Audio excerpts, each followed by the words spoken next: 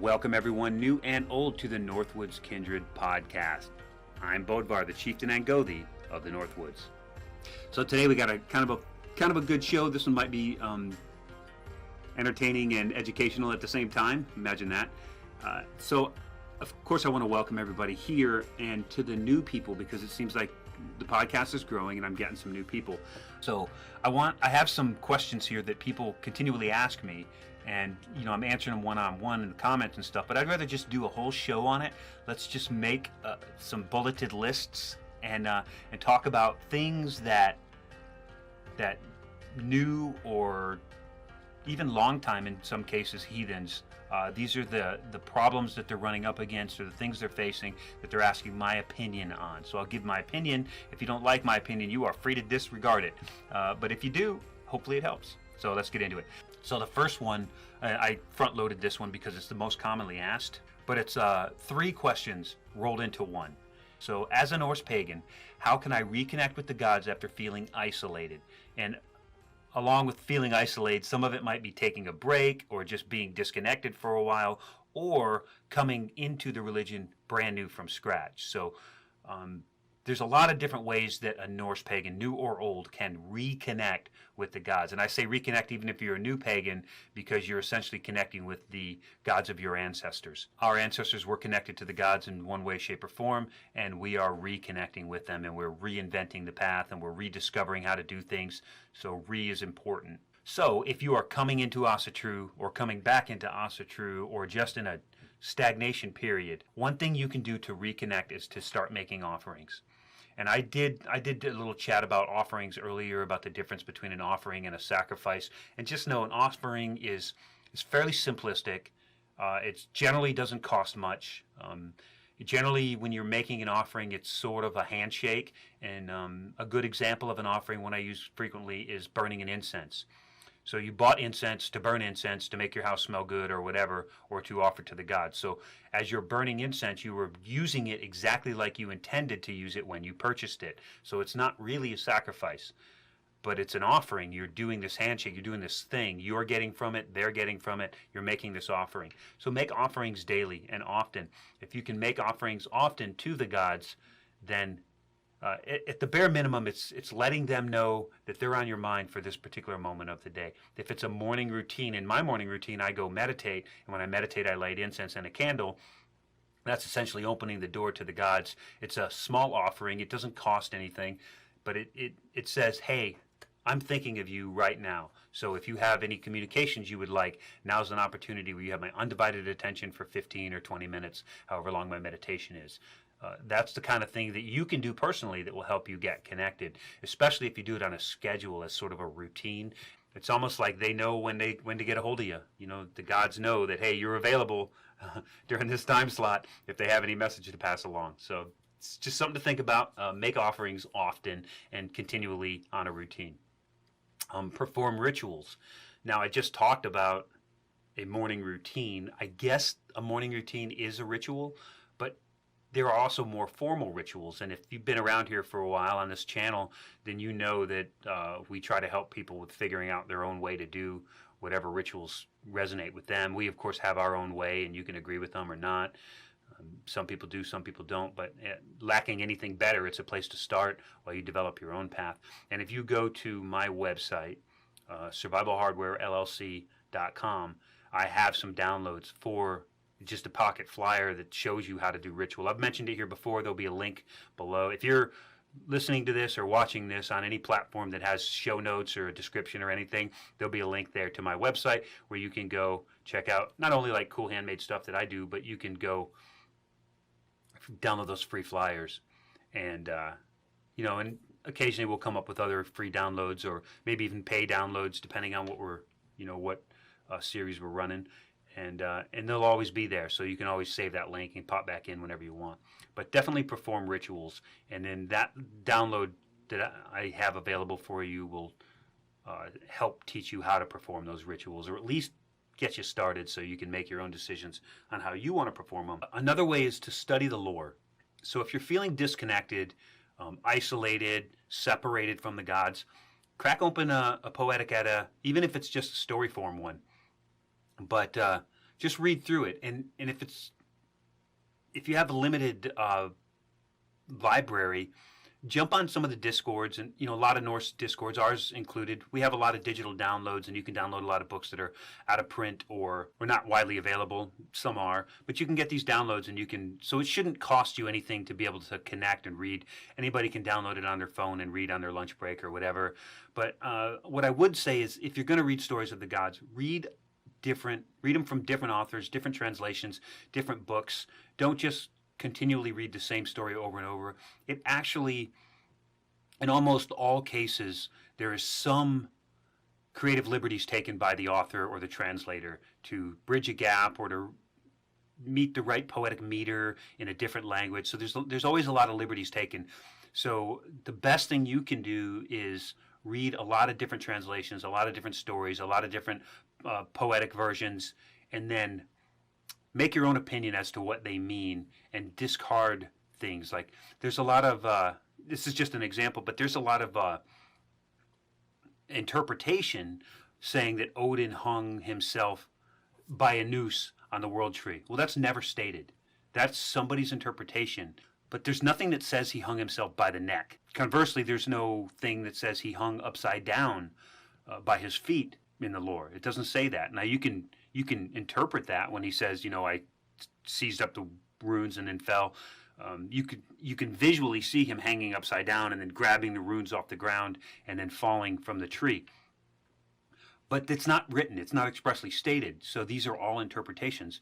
And so my point would be that when you study the lore, study various different interpretations and read different things. And don't take anything as gospel. Don't take anything as fact, but decide for yourself what works for you based on the different interpretations. But don't get so rigid that absolutely, hands down, no matter what, Odin hung upside down and you're never going to change my mind. One other thing that we can do to reconnect with the gods, as I mentioned earlier slightly, is meditate. So create a meditation space, a meditation time, a meditation routine, and then the gods know that this is a time where that you are open and willing to be inspired, where you are ready to receive anything they want to give you, mentally, physically. And also, this is a time where you can connect with the gods and you can talk about things just in your head. Like, you don't have to speak it, but you can talk about or converse with the gods, whomever is listening, about concerns that you have. You can talk to them like they're an ancestor in your head.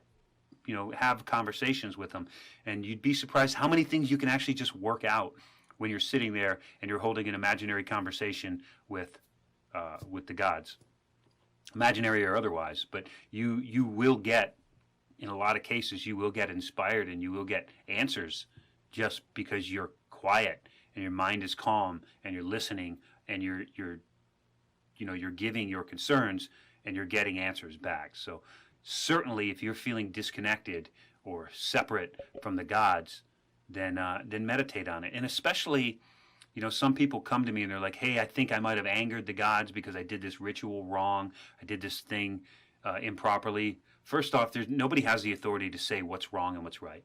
So if you think you did it wrong, then you are holding yourself to some imaginary standard that doesn't exist. So you probably didn't do it wrong. The gods understand that to get something right, I guess, probably not the correct word to use, but to get it right, it takes practice. To be good at something, to be proficient at something, it takes practice.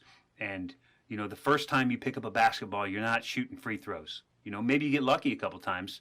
You're not shooting 3 free throws. It doesn't mean that the basketball gods are angry because you did it wrong. It means that you don't have the right amount of practice and you need to do some more practice. You need to get better at it. And the gods understand that. I don't think they get angry at us. And this is my own bias, my own personal belief, my own UPG, is that I don't believe that the gods do get mad at us. Unless you are standing on the rooftop yelling and screaming and cussing, there's chances are they're just looking at you as a kid.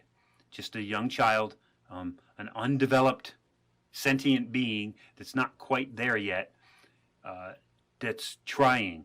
And they're going to look at you, and they might correct you with a harsh hand, like a parent or a grandparent, but they don't hold a grudge and a bias against you because you did something wrong or incorrect or you made a mistake. And I have yelled at the gods, I have screamed at them, I have asked why, I've done all that stuff.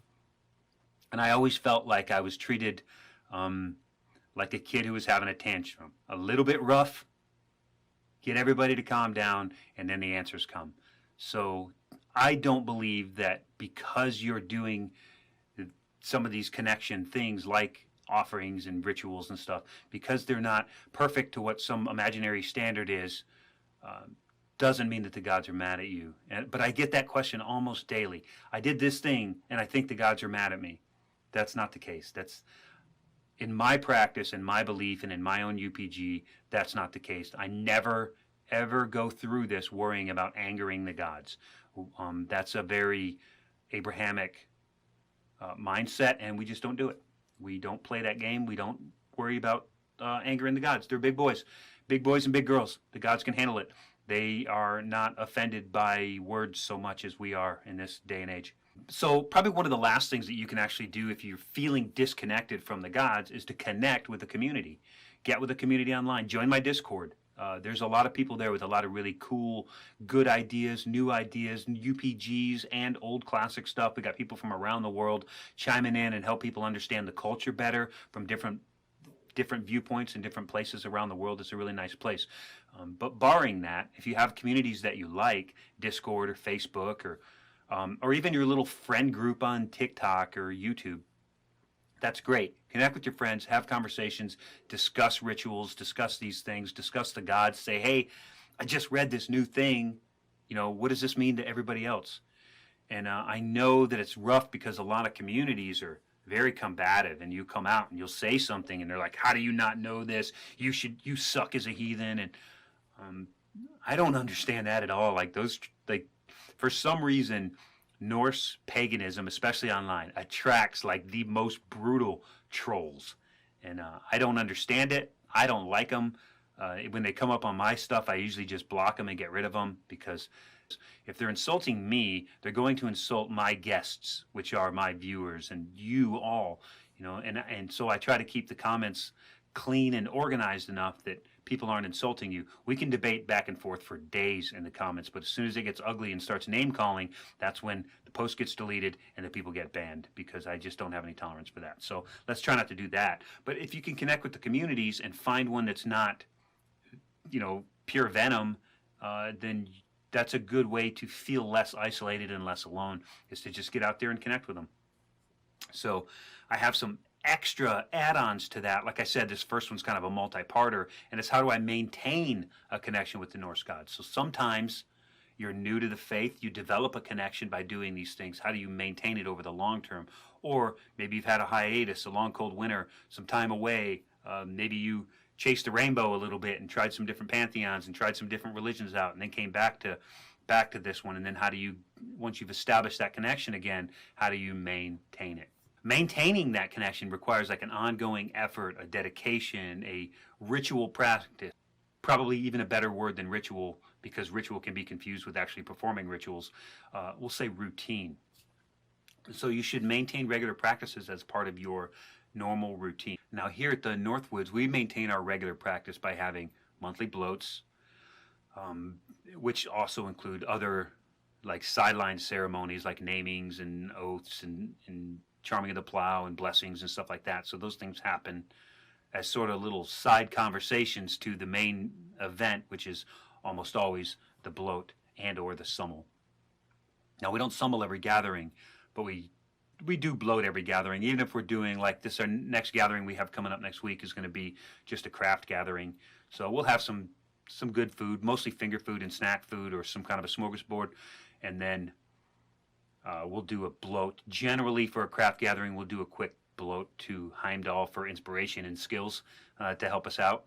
So we'll generally get those things out of the way. And then if our crafts go okay and we have some downtime at the evening, then we'll probably do a summel. We'll almost always do a summel if somebody needs it. If somebody's lost someone or is grieving extra hard over some event from the past, or had some great thing happen and they just really got to thank the gods for it, then we'll usually do a summel if somebody requests it. But if nobody requests it, then we just kind of feel it out and see if it's necessary for that gathering, or if we would rather just continue with kinship, playing cards, and doing crafts and doing other things. So, but it's still a part of our routine. We know that there's a possibility of that happening every gathering, but there's certainly going to be some level of feast, a feast blessing, a bloat, and then sometimes that bloat has other little additions that are added onto it. So that's part of our routine here, and we do it ritualistically every gathering, every month. But personally, I have a daily routine that I go through. I even have a weekly routine, some things that I do only on the Saturday or Sunday that are different than my normal daily routine, which I still accomplish. So if you can establish that and incorporate the gods into your daily life, then you can maintain that connection. And a lot of people don't communicate with the gods because they feel like they're bothering their parent, you know. It's a very like Gen Xer sort of a feel. It's like, you know, when the sun comes up, you go outside, you don't come back in until it's dark or the street lights come on. It's kind of that same way with the gods. People are like, when I need them, I got to do a whole big, giant, fancy ritual and do all this stuff. And when I don't need them, I just leave them alone and keep it arm's distance. But I don't think that's the right approach for my practice anyway. Personally, I at least have this little morning conversation with the gods for 10 or 15 minutes every morning, or at least I sit there, and even if I'm not conversing, I'm making myself available and open to anything they want to give me as far as inspiration or answers that I've already asked about or anything like that. So meditation, again, as long as it gets you connected, and it'll help maintain that connection as well. And then going right along with that, another one previously mentioned in gaining a connection, reading the lore, that holds, everything I said about that holds true for maintaining that connection as well. Constantly read and reread these same works and new works when you can get your hands on them. Spend time in nature. Go outside and, you know, barefoot if you can, but just spend time in nature quietly. You don't have to ask questions. You don't have to be inquisitive. You don't have to go on a 12-mile hike to the top of the peak. You don't have to go swim in the ocean. You don't have to engulf yourself in nature. But it's okay to just find a quiet spot in your own backyard and sit under a tree and just calmly listen. Continue to make offerings and perform rituals, including your daily rituals. Continue to do all of that stuff. So really, to kind of make a long story short, the things that you will do to get connected are the same things that you'll continue to do to stay connected. So if you're feeling disconnected, think about a time when you were connected and then go back and do those things, whether it's reading or meditation or ritual, sacrifices and offerings. Just think about those things that made you connected. And if for some reason you're not getting connected by repeating those same things, then you're going to have to reach out and extend a little bit. Maybe get a different book, read a different book, join a different online group, join a different collective in real life, and get to know other people and other pagans. And one thing that will also make a person feel highly disconnected, this is going to be controversial, so just buckle up, okay? What's going to make people feel disconnected is if they are only seeking confirmation bias. So if you're only consuming information, podcasts, videos, and things with people that you 100% agree with. They align with your socio-political ideas. They align with your religious ideas. They align with the ideas of your practice and how we manipulate the world around us. If they align 100% with that kind of stuff, you're going to find that it's a very small pool to draw from. And you're also limiting your own potential by only listening to things that enforce your own bias. If you can listen to other works and other people and other things, you're going to get more information, and you might flesh out a full story that otherwise you wouldn't have had. It's kind of like, I guess, those Democrats that only watch CNN and believe everything they hear because it enforces their bias against conservatives and Fox News. And on the opposite side, you have the Fox News patrons, I guess, that just love Tucker and believe every word they say as gospel without ever double checking the facts against anything else. So that kind of a political bias happens in the religion too. People believe this God is such and this God is that, and this God did this and this God did that because they read one book or two books, and that's what it said in the book. So they're not wrong, they're just not very well developed. So when they read 6 or 8 or 10 or 12 books on that same topic, they're going to start broadening their horizon and their understanding. So if you are I mean, this is something you got to be a little bit introspective about. You got to just look inside and find out if this information applies to you.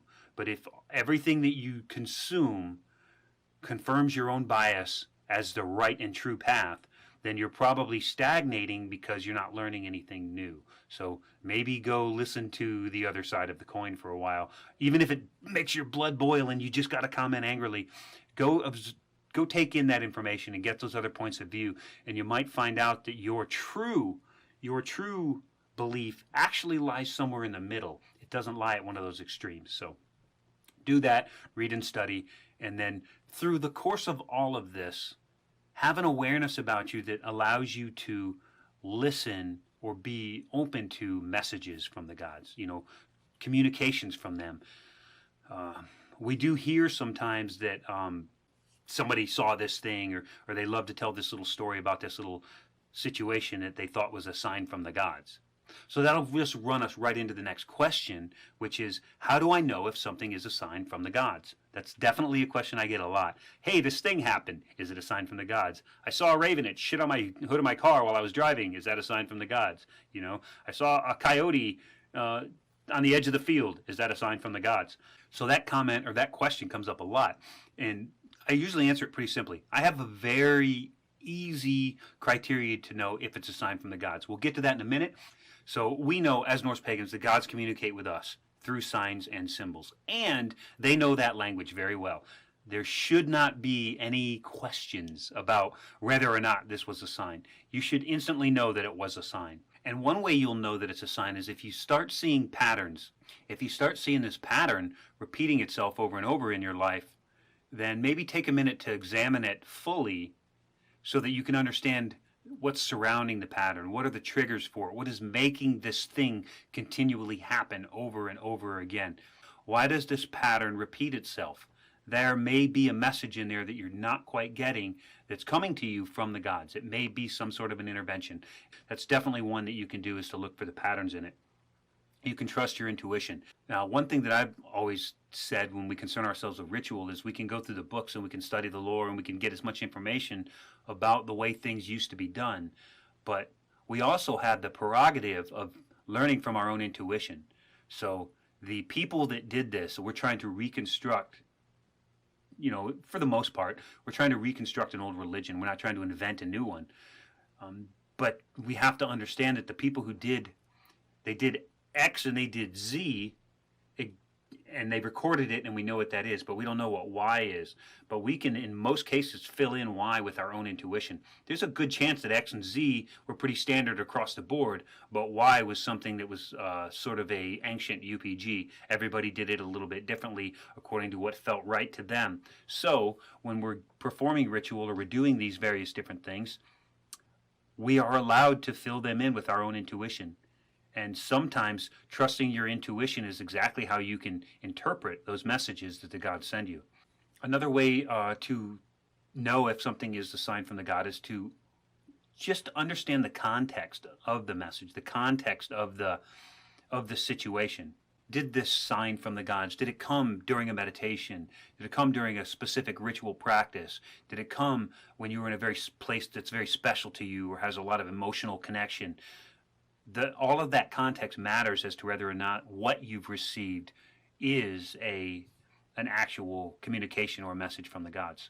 And another way is just consider the symbolism of everything. So there's a lot of hidden messages and hidden symbolisms that may not mean anything to anyone except you. It might mean something to you because it's, it could be you were in a space that's emotional, like a graveyard or whatever, and you see sign or something that you interpret to be a message from the gods that other people don't necessarily interpret the same way because they don't have the same history past, they don't have the same bias, they don't have the same emotional connection to the space, they don't have any of that stuff. Look for any symbolism that's taking place that tells you that these are signs and these are communications from the divine. So another way to interpret the signs from the gods is to consult the lore. Maybe read through the lore. It really helps to have like I have a lot of digital copies of books. I have a lot on Kindle. I'm more than happy to buy a book physically to keep on my shelf and then buy a Kindle version of it so I can search it. Not all the downloads you get, especially when they're like PDF form, can be searched word for word. But for the Kindle downloads, for the most part, you can search those by word. So if I wanted to know about a skeg, I can search skeg, and I can search beard, and I can search facial hair, and I can search grooming standards, or grooming, or just hair. I can search all these words, and I can find all the little passages hiding all over the lore or anywhere that has anything to do with that particular topic. If you feel like something could be a sign, search the lore, digitally or physically, and see if there's any instances where something similar to what you're experiencing was experienced in the past and how they interpreted it as a sign. A really good book for that is the 4 volumes of Jacob Grimm's Teutonic Mythology. You can get reprints on Amazon. They're in my bookstore, on my Amazon link bookstore. You can get all 4 copies reprinted. And in the end of the copies, it has superstitions, beliefs, interpreting signs, witchcraft. It has a lot of really cool things that we see, patterns and signs and symbols and dreams and other things that we can interpret as a sign from the gods. So now, as I promised, this is my specific requirement. The only real thing that I look at when I say, wow, was that a sign from the gods? And so I'll give you an example, and then I'll give you my litmus test, and then I'll give you another example of where that was happened in my life. And some of you probably heard this before, but still cool anyway. So one example is when we started the Northwoods Kindred a few years ago. Skogla and I were sitting out back, and we're like, we really miss the gatherings and the camaraderie and the kinship and the ritual and the feasting and all the things that we did with our mother kindred, Gjallarhorn, which is kind of, the kindred still exists, but we don't gather anymore too much because we're spread all over the country. Just life circumstances over the course of 25 years, life kind of has a way of moving people apart. So we don't get together anymore, so we were sitting there and we were contemplating the idea of starting this kindred. And when that happened, this is a normal sunny summer day, no cloud in the sky, nothing, and this rainbow falls out of the sky and lands precisely where, from our point of view, precisely where our Ve is now. That happened one time, and then it happened again, exactly the same rainbow, exactly the same place, when we decided, sitting in the same spot, to take Heimdall as the patron for the kindred. So those two things happened independent of each other, exactly the same. And those told us that we were on the right track, and that our idea was a good one, and that Heimdall was behind us, being that he was the patron of Gjallarhorn kindred as well, and that we wanted to be a teaching kindred. We wanted to bring in new people and teach them how we do these things, and then set them loose to go create their own kindreds, or to or stay here, however it all worked out. So that was the ultimate goal. And kind of a side caveat to that, where that rainbow dropped down visually is where we put the Ve now. That's not where our original Ve was, but it's so much better of a spot. And we didn't pick it. It was picked out by that rainbow, or at least the perception, the point of view where that rainbow would have appeared to have landed on the ground. So was that a sign from the gods? It meets my criteria, and I'll tell you what it is. Is it reasonable for that to happen? So sitting on the porch and having a crow fly over and caw, or even 2 or 3 or 100, is fairly reasonable occurrence. It's something that we expect to see, and it doesn't really, it gets our attention. It's cool, and sometimes we call back at them, but it doesn't reach into the realm of improbable. It's highly possible, it's highly likely, and it's something that can happen on a daily basis. Is it reasonable for a rainbow to drop out of the sky when there's low humidity, a bright sunny day, and no rain or anything on the horizon? That's probably not something that we would reasonably expect to happen. Although obviously it did, but it's not something we would reasonably expect to happen. So check 1, it is outside what we could reasonably expect for the norm. Do I instantly know what it means? Absolutely. When that rainbow dropped out of the sky, we instantly knew that was a yes to the question that we were debating to ourselves. And did it change our life for the better? I would say yes. Because of that, we created a kindred, which absolutely improved our life. So the 3 criteria: is it reasonable for that to happen? Do I instantly know what it means, and does it make my life better? So if it meets those 3 criteria for us, it is absolutely a sign from the gods. And I'll give you one more example on top of those other two with the rainbow. It was middle of April time frame, 2003. And we were in Nasiriyah, Iraq, and I was in a sniper team. At this particular point, our team was split, and it was just 2 men and 2 men. So we had 2 men sitting on a rooftop in Nasiriyah somewhere. We're about 9 stories up on the Ministry of Agriculture building, a few blocks away from the Saddam Hospital where Jessica Lynch was rescued. Like, I could see the hospital from where I was perched. And we had been in Nasiriyah for a couple of weeks at this point, and I was just kind of weird. Everybody was kind of complacent. We were running out patrols. There's been no action, no gunfire, no hostilities or anything for a little while, and everybody's kind of getting a little complacent because up until this point we just invaded, and it's been move and fight, run out of water, run out of food, find some water, run, fight, move, fight, all the way to Nasiriyah, and then it was just like nothing's happening. So I am sitting on this rooftop. My partner's over there doing whatever he's doing, logbooks and stuff. I'm sitting here with just my feet kind of dangling off the edge of the roof. And because all the roofs got these like wall around them, right?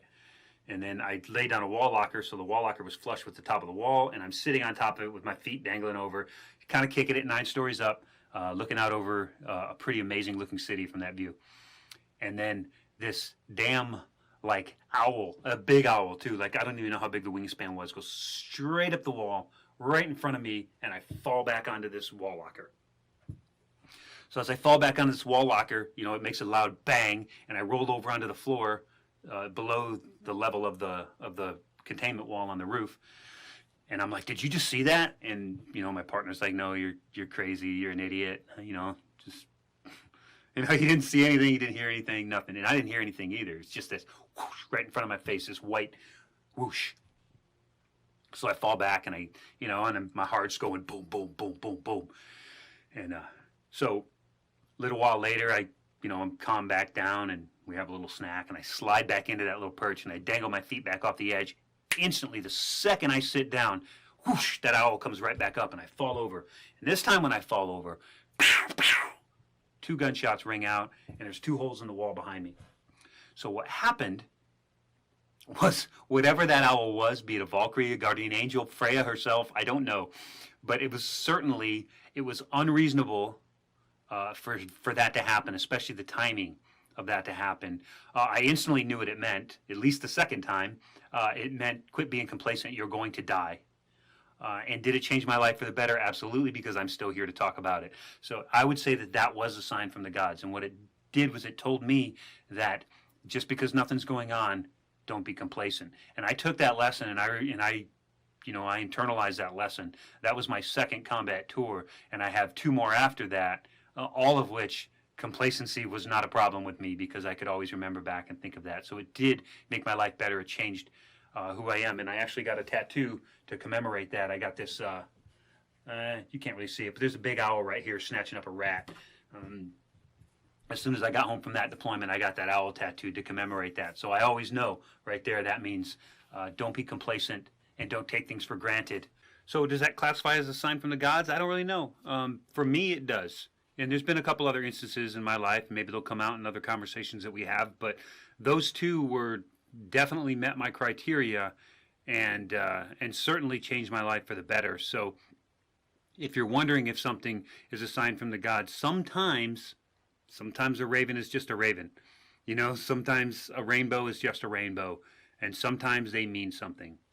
So take them in context to the situation, because if I saw an owl fly over now, it's not necessarily a sign from the gods. It doesn't really mean anything. It's not, but it meant something in the context to where it happened. Give it thought like that. That's how you would know, at least, from my experience, how you would know if what you think you saw or you interpret to be a sign from the gods. And always remember that the gods they know how to communicate. They don't have to speak in plain English. If you think that something is a sign, feel free to interpret it through that lens or through whatever lens you decide is appropriate for deciding on a sign. But every little thing can't be a sign. And the gods, Well, there's very rarely a circumstance that I could think of where the gods are going to send you a sign and not make it instant where you know what it means. It just doesn't make sense. Like, why would they send you a sign that you don't understand? Unless it is to actually physically guide you down some path of learning. You know, maybe the sign itself is there to get you to investigate it and find out. But in any event, no matter how that works out, they're very skilled at what they're doing. So if they're giving you information, they know what they're doing. They mean for it to happen the way that it happened. In the case of the owl with me, there's no time for me to interpret that. They needed me to act now, this very second, and they found a way to make me do that. A sign from the gods is a personal thing, and it can have different meanings for different people. Different people can interpret different signs differently. The gods know how you're going to interpret it. That's why they sent those particular signs for you to interpret, not for someone else. So if you do feel like you have been given a sign or some communication, take time to reflect on it, think on it, imagine it.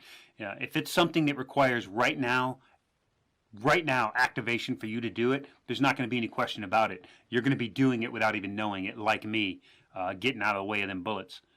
All right, next question is, how do I sort through all of the misinformation in the Asatru path or on the Asatru path? Because there is a ton of it. How do we sort through the misinformation especially when we have a very shallow pool of knowledge on the Norse path? And I'm not trying to insult anybody, but you can only read so much so fast, and you can only take in so much information. Sorting through the information can be a big challenge, especially when the information comes from some of it coming from some nefarious sources. Some of it is not even Nordic in its origins, but it was adapted or manipulated, 20, 30, 40, 50 years ago to meet some basic criteria on this path, and it just sort of became the norm. So how do you filter that information through? For one is you have to always stay open. Just because you hear something, read something, see something, or are told something doesn't mean you have to believe it 100%. You can evaluate. A lot of my path on the beginning was doing what I was told or doing what other people did or doing what I believed to be right. And the second half of my path, probably, I say the second half, but really more likely the last 25 years, was trying to validate, examine, and reinvent things that I already took for granted, like the structure of a ritual, the structure of a summel. Where did they come from? How are they historic? Did somebody just make them up out of the blue and teach them as the way it is? Or is there some historical precedence to it? Why is it done the way that it's done? Why do these things happen? So that's a lot of my journey, is learning something and then being like, why are we doing it this way? Why is this what's being said? Where is it written that this is the other way? Where is it written about this or that? How can I reinterpret the data that somebody else interpreted to make this practice? How can I reinterpret that same data and make the practice more true to myself in the way that I believe, in the way that I do things? So you definitely got to look through that lens. You can't just take it and be like, I like that person, so they must be telling the truth. That's not always the case. A lot of this, like I said, even if they are telling the truth, like in the case of an archaeologist or even an anthropologist or whatever, about what they find and what they believe is the situation, and even if a lot of people concur with their findings, that still doesn't mean it's 100% true. And you have the ability to evaluate the existing data, the true data, not somebody's interpretation, and make your own decisions based on what works well for you. So that's a good start. Start with reputable sources from the beginning. And a lot of times when we first get here, we don't know. But, user number 5436 on the Facebook group for Asatru and Norse Pagans is not a reputable source. It's just a random dude on the internet. I don't know if that's a person, if that's your tag. I'm not picking on you specifically. I just read out of the top of my head.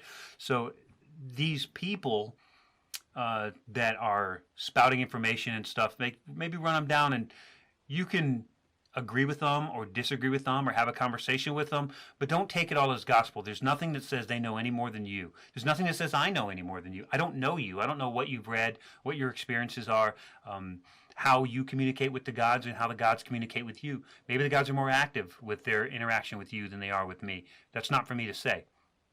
So I can say that you can start with reputable sources. Start with people who you believe and trust, whether or not you agree with them, and listen to them. And I'm not trying to put myself in that category. You can start with me as a reputable source or not. But at least I try to say, this is where I find stuff in the sources, and this is how I interpreted it, and this is my UPG because of it, or my UPG because of lack of information. So at least I try to give that much so that you can find the information that led me to the conclusion that I made, and then you can come to your own conclusion, and you won't get any heartburn from me over coming to your own conclusions over the same information interpreted differently. Anyway, start with a reputable source. Cross-reference information. If this source says something, bounce it off something else. And that's what goes back actually to getting connected, like I had mentioned earlier, is that read multiple versions of the same thing. Read various different translations of the Poetic Edda. Read various different story form versions of, Thor's journey to Utgard-Loki and all these other things. Read the different versions and stories and interpretations and translations, and then bounce them off each other and just decide what narrative fits your mindset the best, which locks in better with the information that you already assume is correct and true. And I know I said start with reputable sources, but also consider the source's credibility. And so some people may be a reputable source. One that I'll point out specifically will be North American Nordic Society. And I won't say in all cases because we don't agree on everything, but in some cases, he or they, the organization, but I generally talk with Liam specifically, directly, but they have information that can sometimes fill in the holes. But I don't want to know what's the piece that fills in this hole. I want to know where it came from. Where did you find it so I can interpret it and see if my interpretation fits that hole. NANS is really good when I work with them. In fact, I was just talking to Liam on the phone yesterday about exactly this sort of a thing. And maybe I can work on getting him on the show here soon, and then he and I can violently disagree on some topics and see how we come to some sort of a mutual understanding on things. So definitely consider the source's credibility. So not everybody, just because you find them reputable or everybody else in the community finds them reputable, it doesn't necessarily mean that they have a lot of credibility. And some things that you can look at is look at how they present the information. Is this information presented in costume as a sideshow, or is this information presented academically, or is this information presented comedically? There's different ways that people can present information, and based on how your past interaction with that kind of sort of information and the way you take it, maybe it's a credible source to you and not to someone else, or maybe it's credible to someone else and not to you because of your own bias and your own education and your own path. So all you can do is use your own critical thinking to cross-reference information, consider the source's credibility, and then interpret it for yourself whether or not it's credible. And you can always get other information. There are obviously some pretty crappy sources out there. There are publishing houses that that funnel money to our polar opposites on the path. Those are all things that you can consider. But just because somebody is a polar opposite to the way you think and believe doesn't mean their information is wrong. It just means they interpreted it in a different way. So always let's try not to make everybody that's not in our camp the enemy. Let's just try to consider them as someone else, their neighboring villages or neighboring countries or whatever. They're different people doing the same thing in a different way for a different reason or because they came to a different conclusion. Let's try not to turn everybody into an enemy. But on the same note, not everybody that we agree with and like is a reputable source, because that's where people get in a lot of trouble, is trying to make something out to be a source or a reputable point of information when it's not. And there's really not any shortcuts to that. You have to use your own intellect and, decide what works for you and what doesn't work for you. And if something sounds reputable, track down the information in the lore, track it down in the books, track it down in the sagas and the Eddas, and figure out if you interpret it the same as the person where you got the information. And that's about the best I can say. There's a lot of misinformation in the Asatru religion. There's no way to untangle it all, but there is a way that you can narrow your focus and the way that you process information down to be true to your path and your belief system. But I caution again, like I did earlier, don't get so steadfast in your confirmation bias that you disregard everything that doesn't feed that bias, because there's a really good chance that you'll be missing half the picture. And then, of course, engage with the Asatru community. So I've mentioned it before, but by engaging with community and talking to people, you can learn who these unnamed sources are. Who's a good source? Who's a bad source? Who's a piece of shit? Who's a racist? Who's a clown? Who's a cartoon character in a cardboard Viking and basically just playing a role or playing a character? Who is offering something of value? Who is trying to rip you off? Those people are out there, and by talking to the communities and talking to people in the know, or people who have potentially been scammed by some of these people, is a good way to learn to avoid them, or at least to proceed with caution around them. So that's one way to really kind of, I don't want to say narrow your focus, but streamline your practice. So engage with the community, let them help you see some perspectives on different sources that you may not have seen before. For instance, there's a lot of things written down in by Saxo Grammaticus in the history of the Danes, but I would say read that source, because it's a source text, it's a source document, but I would say read that source with a little grain of salt, because just know that Saxo was a Dane, and one of the first real prominent authors of the Danes. And when he wrote down the deeds of the Danes, or the history of the Danes, the 9 chapters of the Danes, or however it's translated, whichever copies you have, understand that he's a patriot. He's a Dane and a patriot. So he's going to paint the Danes in a positive light. He is going to enforce a confirmation bias toward the Danes being greater than their neighbors and their enemies. So consider that when you read through it, that there is going to be a bias even in source text, and that bias may not necessarily align with yours. You got to remember that Asatru is a complex belief with a lot of different sources and a lot of different ideas and interpretations throughout the entire religion. One, just because they contradict doesn't necessarily make either one of them wrong. And I know that sounds contradictory too, but 2 contradictory statements doesn't necessarily make either one of them wrong. They're just different interpretations of the same information. And you can make your own interpretation. You can come up with a third if you need to, based on your own experience. No one can tell you that that's wrong. So don't be afraid to ask questions, challenge assumptions, and explore different perspectives on your path for knowledge and understanding.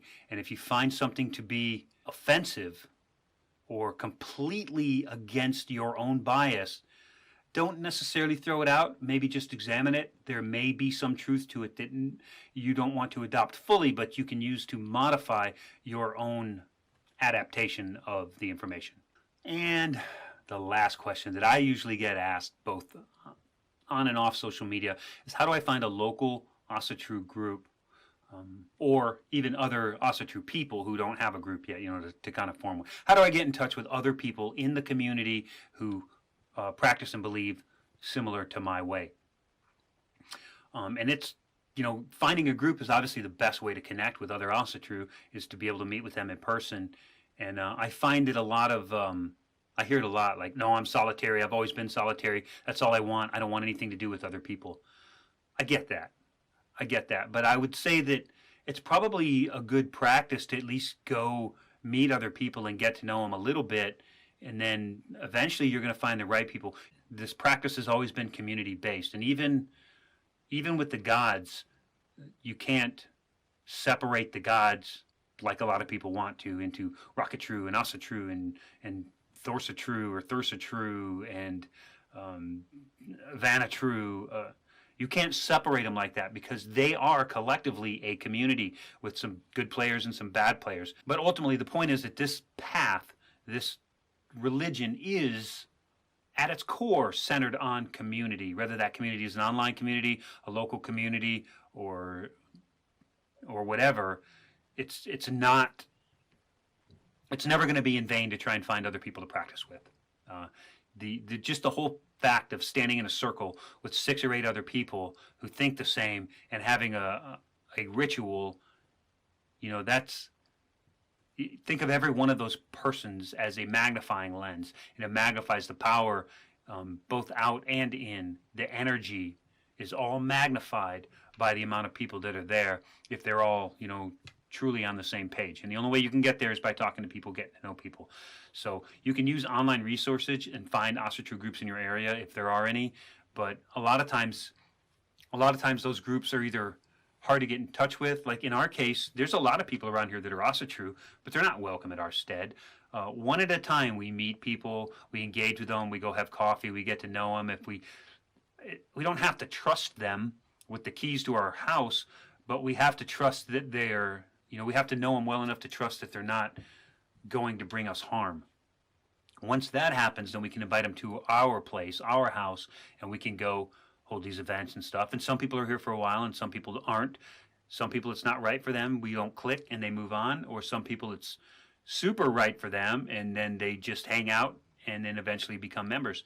I couldn't imagine trying to continually do this as a solitary, because I did find, we've been solitary, even being members of a kindred. If we weren't getting together constantly, with us moving around with the military, then for all intents and purposes, when we moved to these various different places, we were solitary practitioners at that time.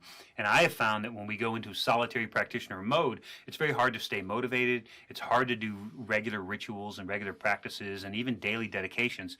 It's hard to do all of that when you're a solitary practitioner. Now, maybe it might not be for you, but when I am in those phases of our existence where we are solitary or just a family, it's harder to maintain than it is when I have people depending on me. I have you depending on me to make another podcast, so I have to do my research. I have my kindred dependent on me to get an operations order out and get the next gathering set up, by who we're going to blow to, how we're going to do it, craft gatherings. I have people that depend on me to do it, which means that I can't let my mind wander too far. I can't go too far away from actually practicing. So it's definitely group-based practice enhances it and magnifies the power that's in it. You can attend local events. Sometimes, meaderies are getting real popular, especially some with like axe throwing, and they do fundraisers and other kindreds do gatherings there. Like hang out at your meadery, go to your local Ren fairs, go to your SCA events. If you attend events, you meet somebody, they're wearing a hammer. Hey, where'd you get the hammer? That's pretty cool. I'm also a Norse Pagan. You guys got a group or anything? When do you meet? How can you meet? Do you take in other people? Ask questions. Get to know people. Getting to know the locals in your community is very valuable. Our practice is richer because we know people. It is more fulfilling. It occupies a much larger station in our life, all because we do it with other people. So that's the best I can say. And if you've never done it with other people, I'm sorry to say, but you can't say that that's the only way. You can't even say that's the only way for you if you've never tried a kindred or anything like that. But I get it. Some people have been in kindreds and they've turned into big giant shit shows and just imploded. And in that case, they are gun shy against doing it again. But I will say, without a shadow of a doubt, it's better to be in a kindred than it is to be isolated if you find the right one. So barring that, if you don't really want to track down some local kindred and get to know them, or track down some local pagans, go to your local metaphysical shops or head shops. The people that hang out in those shops are people like us. So go there to buy your candles or your incense or your cool little offering bowl. Talk to the people that are in the store. You have come together at this point in time at this particular place. Potentially the gods meant for you two to talk to each other. Talk to each other, find out what your beliefs are, find out if they're compatible, and then whether or not you guys want to get together and do something or include other people into it. That is how you build a community. You don't build a community by sitting back and crossing your fingers and hoping that something falls in your lap, because it will likely never happen. The real beauty in getting to know people and building a group and building an organization is, one, accountability. It's hold you accountable. You're on a schedule. You have to get the work done, whether you feel like doing it or not, and it's easy to kind of keep it going. Two, it gives you another lens through which to look at things. I can read something and I can interpret it a certain way based on my experience, and then my kinsman can be like, I don't see it that way, I see it this way, and I'll be like, that makes a lot of sense, I never saw it from that perspective before. And then we both learned, and we can both modify our position to encompass those that new information. And that's really the big advantage of having a kindred or a community. And those communities can be online as well. They're not a kindred. There's a difference. There's very much a different organization between an online community, a meetup group that just kind of meets up, does ritual, and goes away, and an actual kindred who loves and supports each other's families. We accept each other's families, even if they're not pagan, but if they're Christian. We are there to help each other cut firewood and move from one location to another, or build an outhouse, or whatever they got going on. Their life is our life in a kindred. Whereas a meetup group, you might only see these same people once or twice a month. Maybe you get together for coffee and talk about the lore, but it's not a kindred until it's kin. All of those things have value, though. I don't want to seem like I'm putting any of them down. I'm just trying to put them in their right boxes, because they all exist, but they exist for different reasons, and they provide different things to the practitioner. And even when you find a group that you think you click with, it's a good idea, before making any major long-term commitments, to just attend a few rituals and maybe I wouldn't join a group unless I've been there long enough to see how they handle an argument. If you haven't been there long enough to see how they handle an argument, then maybe stay a little bit, don't commit so quick. We're seeing this online a lot now. I'm seeing these online groups, and people are oathing in to an online group of people they don't even know. I would be very cautious about ever oathing into an organization online with people you don't even know. I'm not going to tell you whether or not you can oath. That's entirely up to you. But I would say that I would just be cautious around doing it. And maybe the potentiality for having to do that is why some people decide to stay in their shell and practice on a solo path. But I'll tell you, you can only get so far solo. You need different perspectives. You need different interpretations. You need complementary and contradictory arguments to the things that you say. And believe me, my kindred has no problem contradicting me. Ultimately, if you want to meet pagans, you want to get out, you want to get to know people, you want to build kindreds, collectives, study groups, meetup groups, ritual groups, or anything like that, you have to accept the risk. Ultimately, and that's what it really comes down to, is accepting the risk, being willing to talk to people, being willing to come out of your shell and get to know people. And I'll tell you that it is worth it. From the perspective of someone who's done both, it is absolutely worth it to practice with a community. So in that case, nothing ventured, nothing gained. So let's play the game. Let's get to know each other. Let's build a community around this, and see if we can't all make each other's practices better by challenging the way we think and challenging our own personal bias. And thanks for hanging out with me here while I put this together and question my own bias at the same time. I really appreciate you. I really love you guys for hanging out, and I'll see you guys next week. I'm Bodvar, the chieftain and Gothi of the Northwoods Kindred, and I will see you next week. Þórr, viki, my friends.